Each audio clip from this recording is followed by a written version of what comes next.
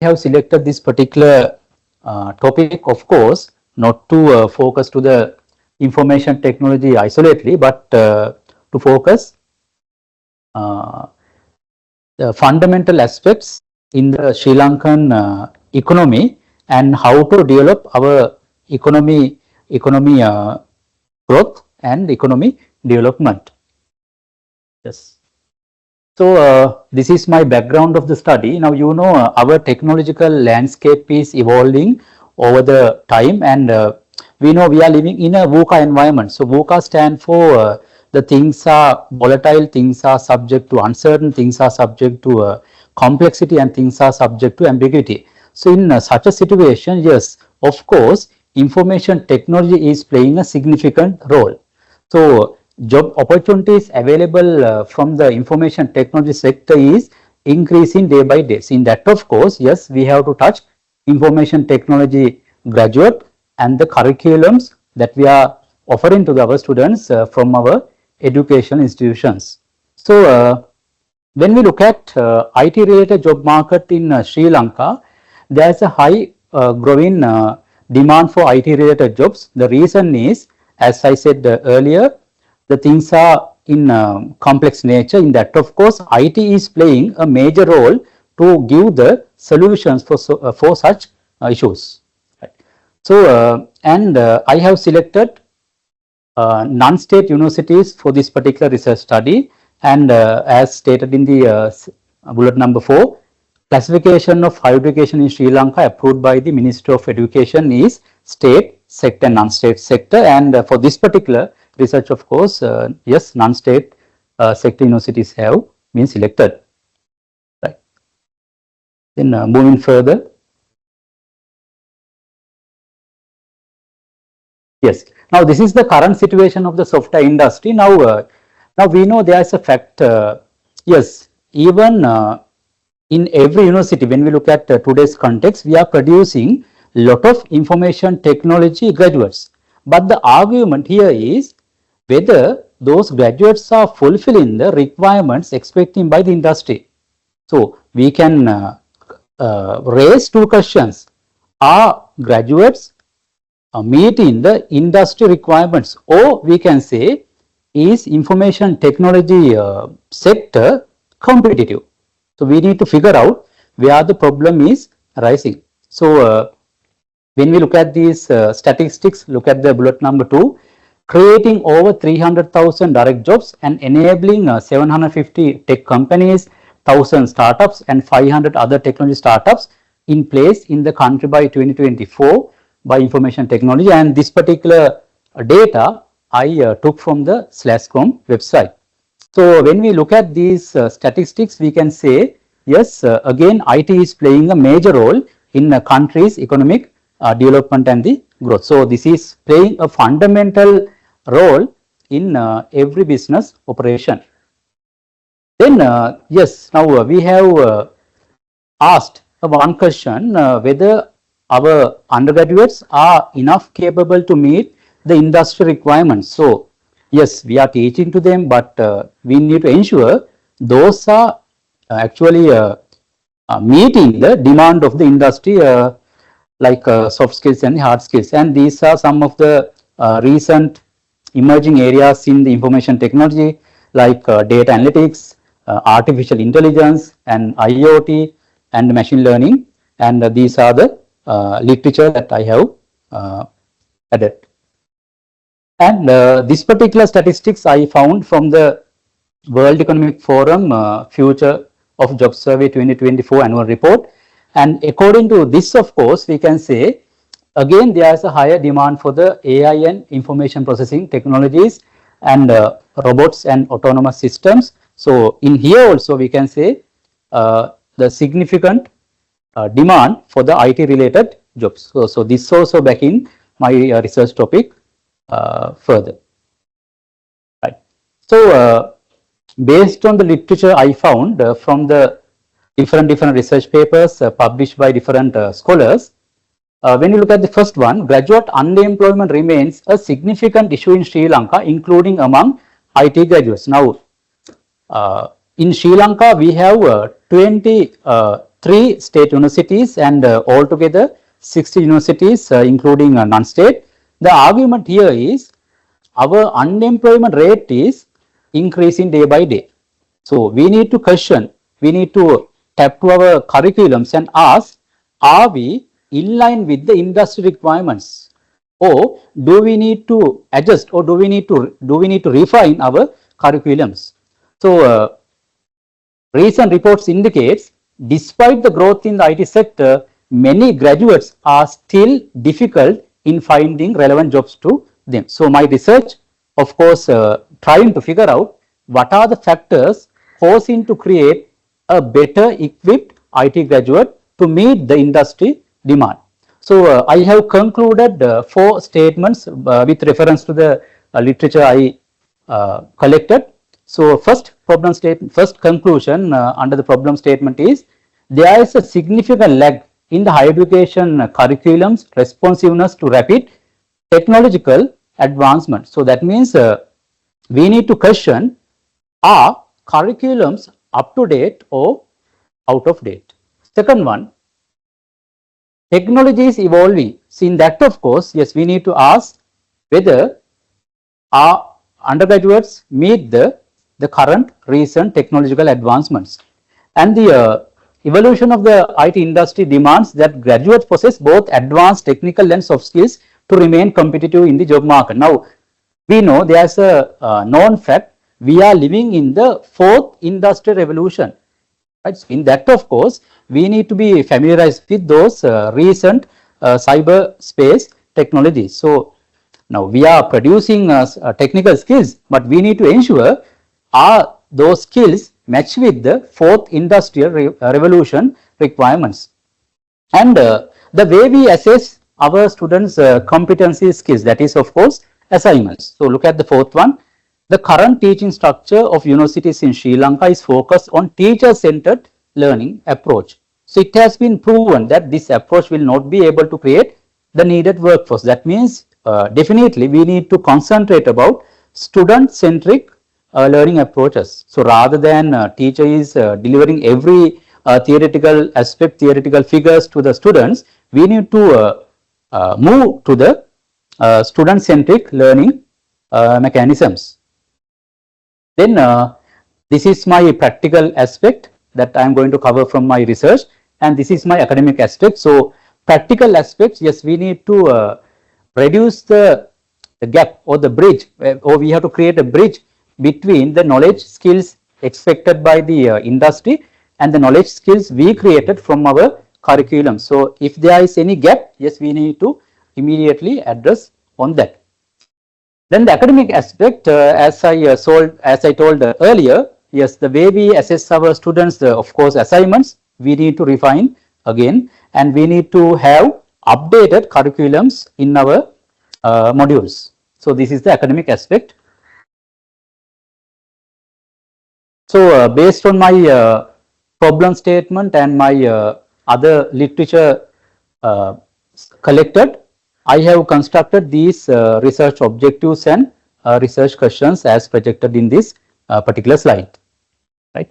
So if I take the first objective to analyze how the higher education IT curriculum revisions influence on the enhancement of IT industry demand skills among Sri Lankan IT graduates. So that means definitely, of course, we need to revisit our curriculum. So that objective is the number one.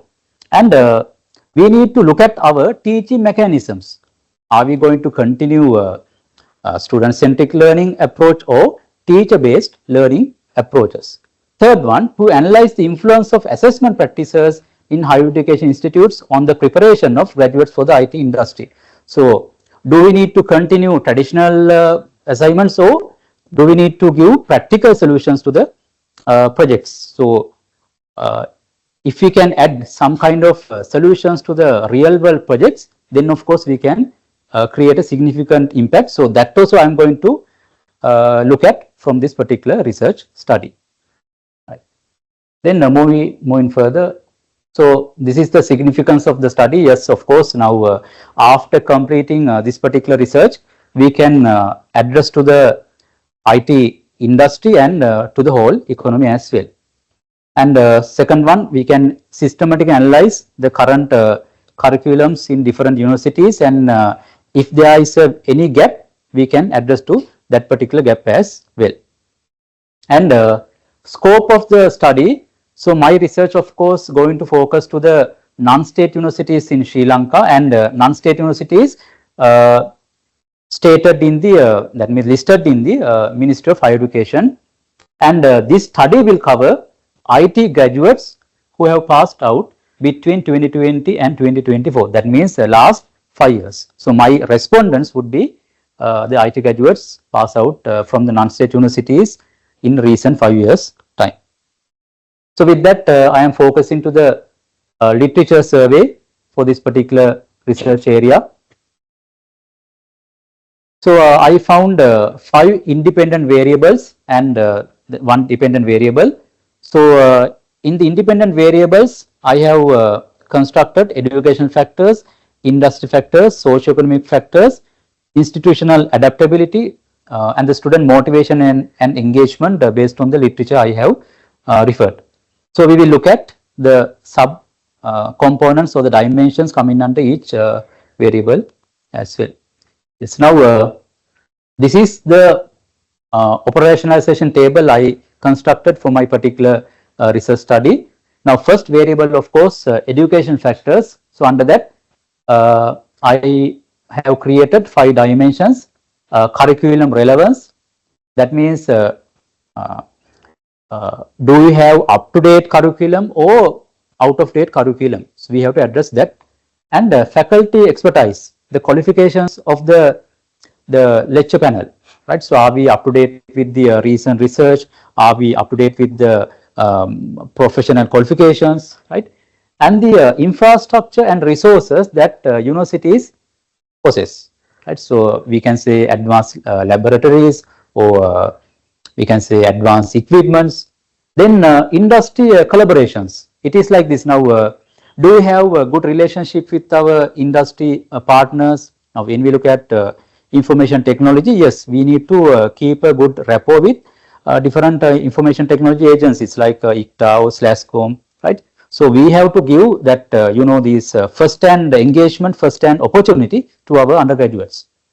Then the soft skills training. Now organizations like Google, they are looking at the soft skills of the candidates, right? So they are looking at the hard skills as well, but they are more focused towards to the soft skills possessed by the undergraduates. So these are my references, right?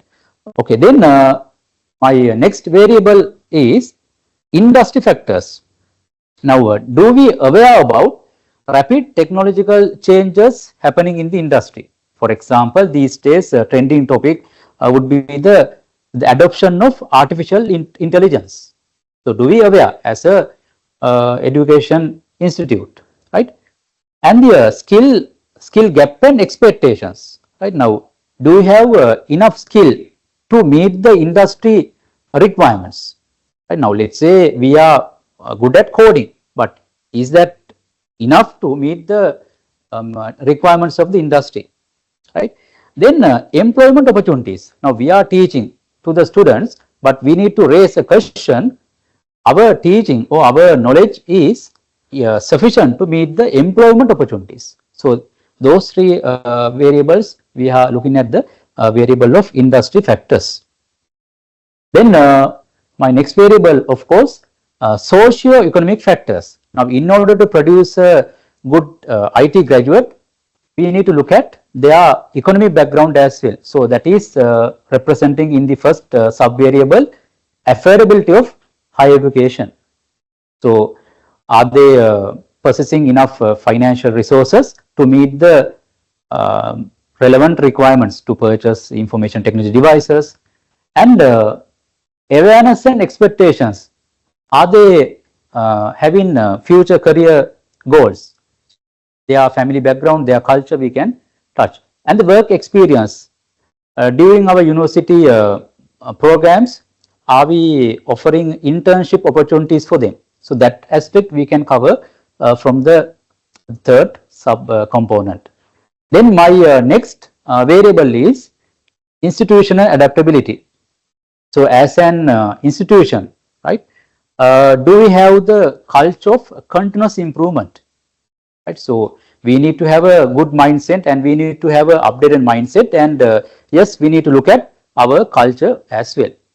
Then do we have proper accreditation and quality assurance mechanisms? So we can get the approvals from different state sector organizations like University Grant Commission and Ministry of Higher Education and Commonwealth University Association. So those aspects come in under the institution adaptability.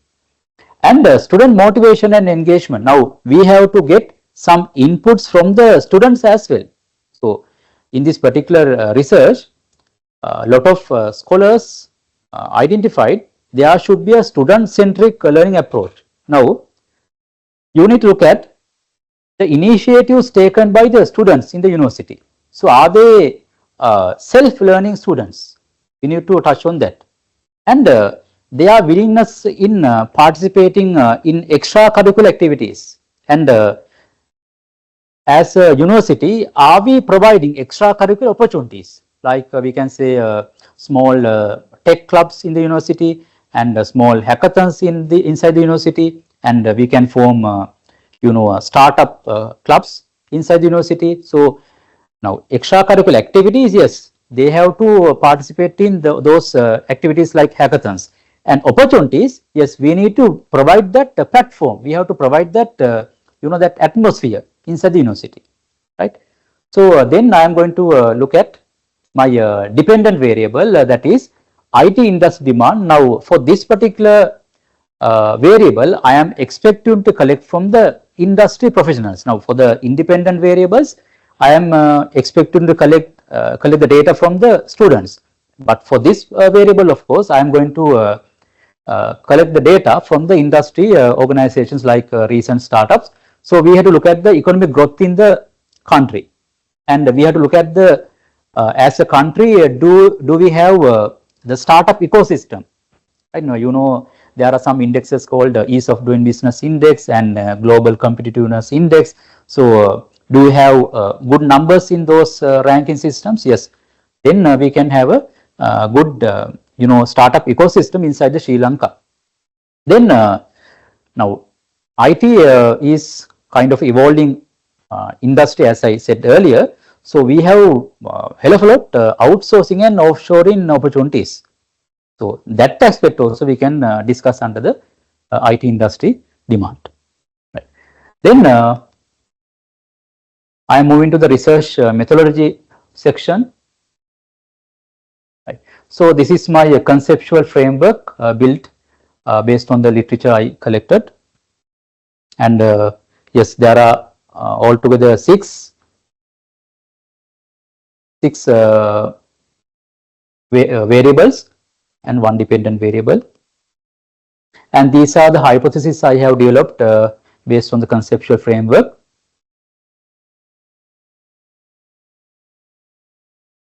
Right. So this is my research design process. So I have selected my research approach as an inductive. That means first I am going to collect the data and I am trying to find out the new insights associated with that data. Clear? So my research paradigm, of course, then obviously interpretism. That means based on the student opinions, based on the industry expertise opinions, I am going to create some new theory. So I can add some insights to the existing theories. So this is the interpretism. And yes, now before that I will touch on this one, the research philosophy, the ontology, epistemology, axiology. So ontology, we have to think about the reality. So reality is student engagement is differ from one student to another. So that reality we have to first accept. Okay? So that means student engagement is shaped by experience, the culture, the infrastructure inside the university. So those things we have to discuss under the ontology. And epistemology, the way I am going to collect the data, of course, I am going to conduct interviews with students and with the professional bodies. Then axiology, to avoid the biases and to avoid any favorations, I am planning to prepare a research questionnaire, and then my the the real values are reflecting from that interview instrument. Right. Then research method, of course, I am going to have interviews. Qualitative method is there. Then to get the information, I am conducting interviews. So interviews for in-depth exploration. So there may be 1 hour focus interviews.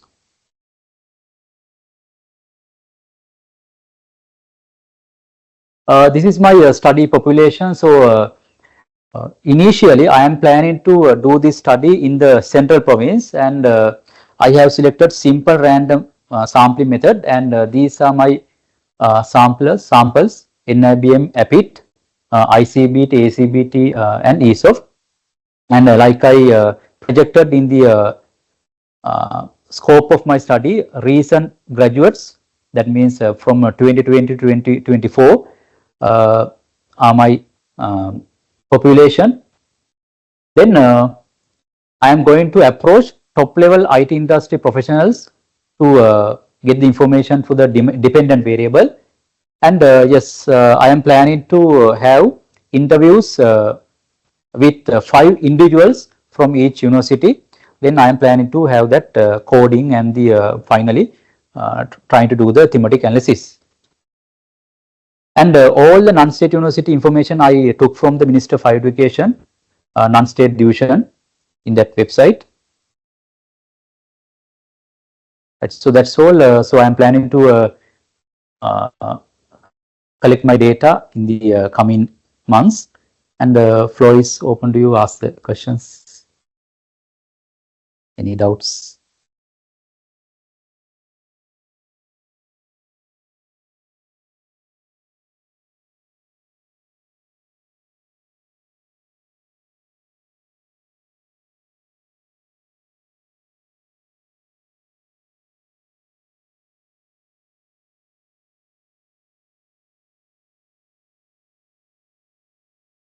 Yeah, like not really.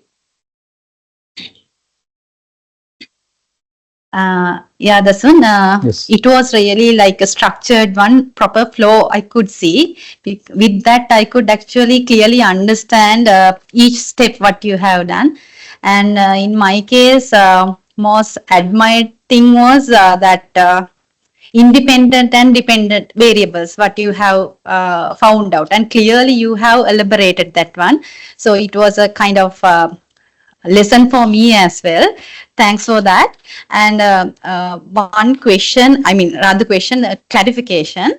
The before the conceptual framework, you have nicely elaborated, yeah, independent and dependent variables here. So that, as you said, these things have been finalized by referring to different papers, right? Yes. So that my clarification is, Dazun, have you used any kind of search query, or how you just finalize this The literature.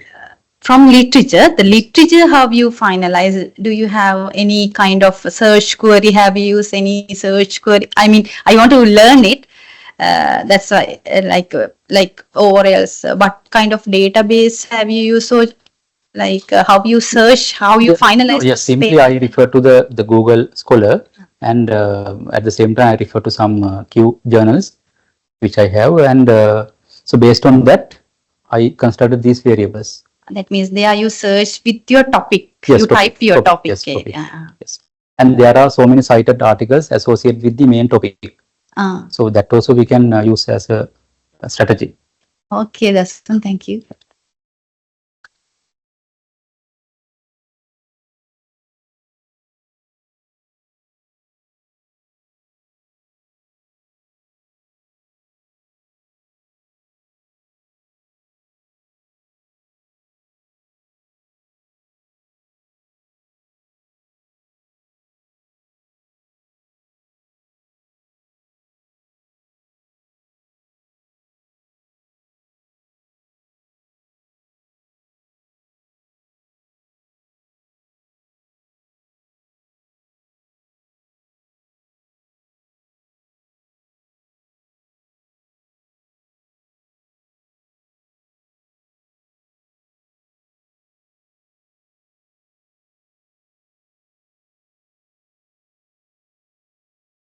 Could you please explain the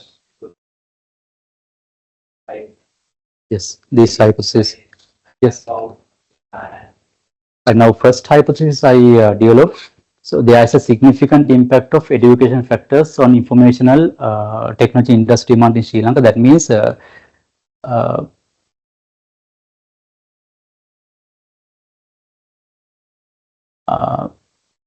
can we figure out these things from our curriculums?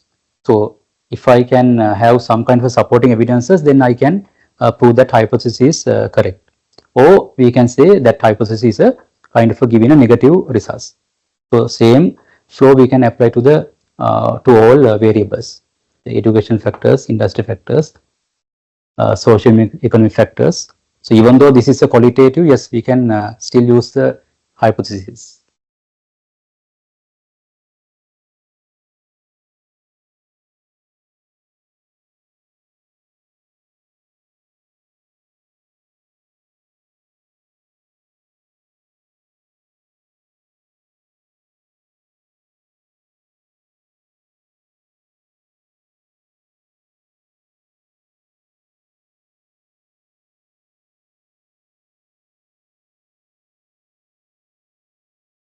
Dasun, actually, first of all, I would like to say this is a very good research, and you are doing this research based on the qualitative perspective. So, can you little bit explain how you are going to analyze your data? So, what kind of techniques are you going to use? Techniques, first I need to get the codes. So before after finalizing of all the interviews, first I need to get the codings. So then the second step, of course, uh, synthesizing, right? Then we can add the next step as theorizing. So last step would be the thematic analysis. That means based on the code, I will try to figure out whether there is a similar pattern of set of data. So based on that, I can contribute to a existing theory, or if I can figure out new complete insights, then I can formulate a new theory. And the reference is the you know Robert and Clark, the reference, and the Yin. And if we wish, we can go to the case study approach as well. The reference is again the Robert Yin.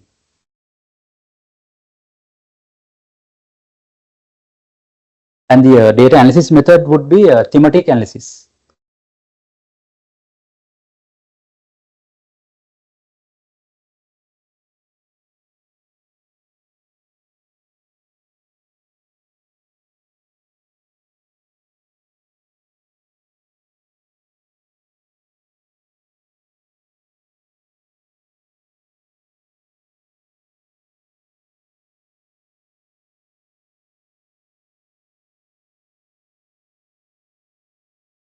And when we are conducting the interviews, we can add these field notes as well. So physically, we can go to the universities, and we can have that real experience, and then we can learn the way they set up their laboratories. So rather than having conducting these interviews, we can go physically, and those things we can add to our field notes.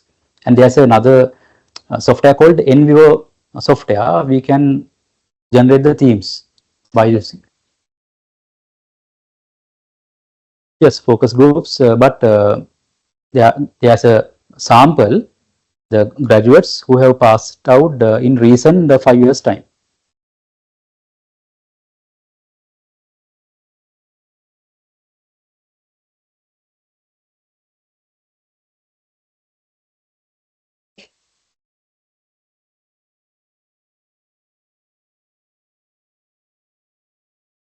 Yes. Yes.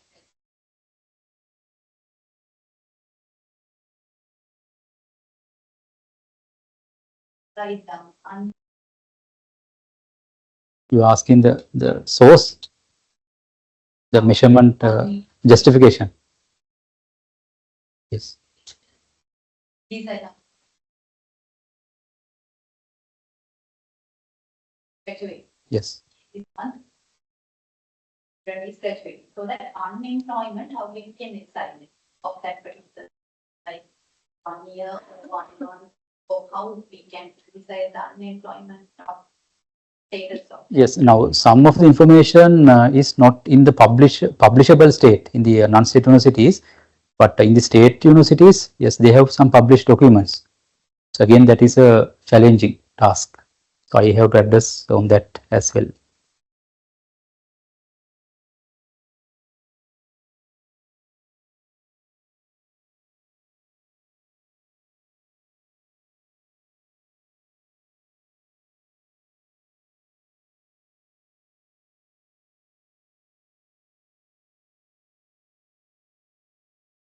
Online.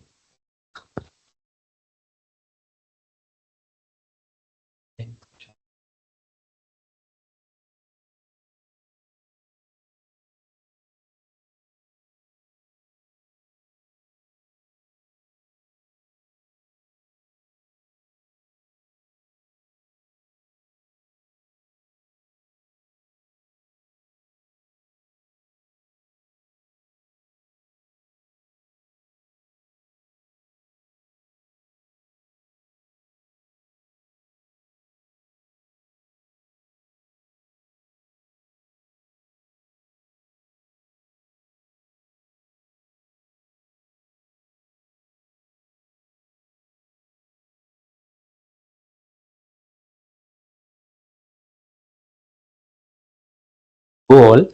So in future, I am going to further develop this research and try to publish, and we can share our the actionable insights we found from the research, and we can implement. That is the important part. So thank you very much for your participation and listening. Have a nice day.